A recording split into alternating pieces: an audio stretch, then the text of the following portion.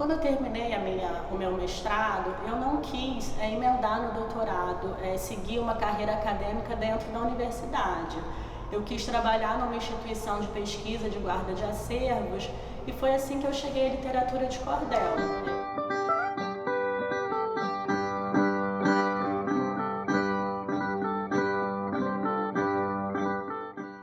Logo no ano que eu terminei o mestrado, a Casa de Ruy Barbosa abriu um edital. A Casa de Ruy Barbosa tem um acervo importantíssimo de folhetos de cordel, com quase 10 mil folhetos. Um acervo formado por pesquisadores ligados à casa. Um deles, muito importante, é Sebastião Nunes Batista, que vem de uma linhagem familiar de muitas gerações de poetas e cantadores, que são considerados fundadores da cantoria no Brasil. E um pesquisador que atuou na Casa Ruy Barbosa por muito tempo, que formou boa parte do acervo. Eu comecei essa pesquisa na Casa Ruy Barbosa em 2011 e dei continuidade a ela no meu doutorado, quando fui encontrando esse campo tão diverso e complexo de poetas de cordel. Eu achei que merecia seguir essa pesquisa no doutorado, então entrei no doutorado no ano de 2013. E os meus anos de doutorado foram anos de ebulição em torno da literatura de cordel, porque foram anos em que os poetas da academia já tinham feito o pedido de registro pelo IPHAN. Então, a Biblioteca Nacional estava envolvida nesse processo e lançou um edital. Também tive uma bolsa de pesquisa na Biblioteca Nacional em 2014. E em 2015 e 2016 participei como pesquisadora da equipe que fez a pesquisa para o registro da literatura de cordel como patrimônio cultural do Brasil pelo IPHAN. Fiz a minha pesquisa com mais de 50 poetas no Rio de Janeiro e fiz o trabalho de campo então na feira, na academia, nas bancas, em outras feiras na cidade. Um poeta que tem uma banca no Complexo do Alemão, um poeta que tem uma banca na Rocinha, no Campo de São Bento em Niterói. Visitei as casas desses poetas nas mais diversas regiões do Rio, na Baixada Fluminense, na Zona Oeste, nos subúrbios, em São Gonçalo. Então, a minha pesquisa com cordel me levou a conhecer o Rio de Janeiro. Não me levou a conhecer o Nordeste, me levou a conhecer a minha própria cidade, me levando para pontos muito afastados da minha residência que eu nunca tinha visitado. Os poetas de cordel definem a literatura de cordel como um gênero literário centrado em 3 elementos, num tripé: a métrica, a rima e a oração. Existem longuíssimos debates entre poetas e pesquisadores sobre a relação da literatura de cordel brasileira com formas romanceadas e com formas editoriais que vêm de Portugal. Isso é um debate importante. Mas dentro desse debate, eles parecem concordar que essa forma da literatura de cordel que a gente conhece hoje foi criada no Nordeste do Brasil, numa relação muito próxima com a cantoria de repente, que é a cantoria feita de forma improvisada e em desafio. Essas cantorias teriam sido transpostas para a forma escrita por alguns poetas fundadores. Então a literatura de cordel, em seu início, ela teria começado a circular em folhetos, impressos em papel jornal, com formato de 10 por 15 centímetros, com capas coloridas estampadas por clichês de fotografias ou estilogravuras, folhetos desse tipo, que falavam sobre assuntos os mais diversos, mas sempre seguindo algumas regras de métrica e rima. O que os poetas chamam de cordel contemporâneo é o cordel circulando em outros suportes que não o folheto. Então, por exemplo, eu trouxe para mostrar um livro ilustrado, publicado por uma editora, e a história desse livro é muito interessante, porque os pesquisadores desde o Silvio Romero se preocupavam com o fim do cordel, que aconteceria com o advento dos jornais, depois da televisão, depois da internet. E o que a gente vê são os poetas sempre se apropriando de todas essas linguagens para fazer os seus cordéis. Então eles falavam das notícias de jornal. O cordel foi conhecido como o Jornal do Sertão, porque em muitos lugares onde os jornais não chegavam, ou até que as pessoas não acreditavam nas notícias, quando elas eram contadas em cordel, em versos, essas notícias circulavam, as pessoas passavam a acreditar nessas notícias. O cordel da chegada do homem à lua, por exemplo, é muito citado nesse caso. A relação com a televisão, a gente vê os poetas de cordel contando em versos coisas que eles veem na televisão, e também a gente vê programas de televisão se apropriando da linguagem do cordel, como a novela Cordel Encantado, realizada por uma grande emissora. As redes sociais hoje são o espaço mais importante de produção e circulação da literatura de cordel. Os poetas entram em contato uns com os outros, poetas que estão nos pontos mais diversos do país, começam a trabalhar juntos, postando um verso na rede social, sendo respondido, esse verso sendo respondido na rede social.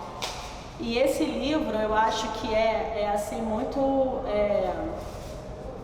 ele mostra muito essa capacidade dos poetas de se apropriar das novas linguagens, das novas formas de realização, porque ele foi feito por um poeta até carioca, o Lobisomem, por um sistema de crowdfunding. Ele arrecadou os recursos para editar esse livro a partir de uma campanha na internet. A presença da literatura de cordel no Rio de Janeiro, ela começa a se fortalecer a partir da década de 1940, quando os imigrantes nordestinos que vinham buscar uma oportunidade de trabalho, melhores oportunidades de vida no Sudeste, fugindo da seca e da fome, vieram trabalhar na construção civil, que pegavam os caminhões pau de arara, e a Feira de São Cristóvão era o ponto de chegada desses caminhões, e ali começaram a vender seus produtos. Então a presença da literatura de cordel no Rio de Janeiro está muito ligada a esse espaço da feira, até hoje é um espaço importante de reunião de poetas. São Cristóvão é nos domingos, o ponto mais brasileiro. Encontro dos nordestinos que estão no Rio de Janeiro, lá passam horas saudosas, comendo coisas gostosas e ouvindo um bom violão. E no ano de 88, um poeta cearense chamado Gonçalo Ferreira da Silva funda um outro espaço, que é a Academia Brasileira de Literatura de Cordel, que fica em Santa Teresa, que foi criada seguindo os moldes da Academia Brasileira de Letras. Então ele valoriza muito protocolos rígidos, eles usam um fardão, eles têm uma série de... ele diz que a academia busca uma visão evolucionista do cordel. Ele tenta se diferenciar desse cordel vendido na feira, do cordel de humor, e ele tenta propor uma outra forma de fazer cordel.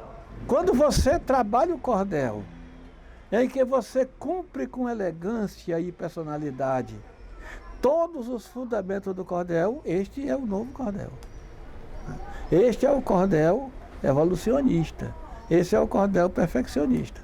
Quando você vê que não aceita em seu trabalho qualquer tipo de defeito, se arranhar uma sílaba, não se dê por satisfeito, só dê à luz um poema quando julgá-lo perfeito.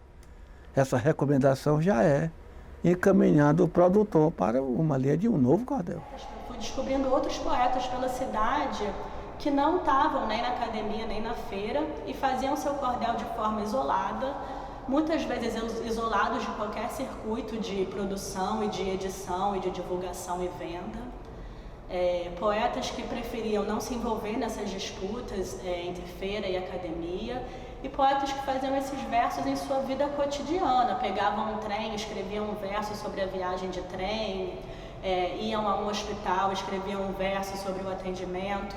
Eu fui percebendo que o verso tinha uma potência importante de cognição, de forma de apreensão do mundo, de reflexão sobre o mundo e de estetização do mundo. Você é poeta? Não sou, senhor. Eu faço alguma coisa. Eu também nem sabia o que era poeta. Essa palavra de poeta eu não sabia. Eu entendia o que era fazer cordel. Quer dizer, fazer cordel, ou fazedor de cordel, mas eu não sabia. Ser poeta eu não sabia. Ser poeta foi o nome que apareceu depois. Eu conheci o Jota em 2012, num seminário que aconteceu no Centro Nacional de Folclore. Era um seminário comemorativo ao centenário do pesquisador Manuel Diegue Júnior. E eu já estava fazendo essa pesquisa buscando poetas de cordel e pedi para o Jota, então, para visitá-lo na casa dele. E a gente começou uma série de entrevistas em que ele me recebia no Centro Cultural de casa. Fizemos muitas horas de gravação, tomamos muito suco das mangas do quintal dele. E foi uma temporada assim, muito frutífera de conversas. Jota foi um dos poetas em que eu fiz um estudo mais sobre quem eu fiz um estudo mais aprofundado na minha tese. Então eu recebi o convite do centro para escreveu o texto do catálogo junto com o Ricardo Gomes Lima, antropólogo, pesquisador, que já tinha sido curador de 2 exposições sobre o Jota em 2 SESCs da Baixada Fluminense, que foi a região em que o Jota viveu. E a partir desse trabalho que a gente fez junto, o Ricardo também me convidou para fazer junto com ele essa exposição aqui da UERJ.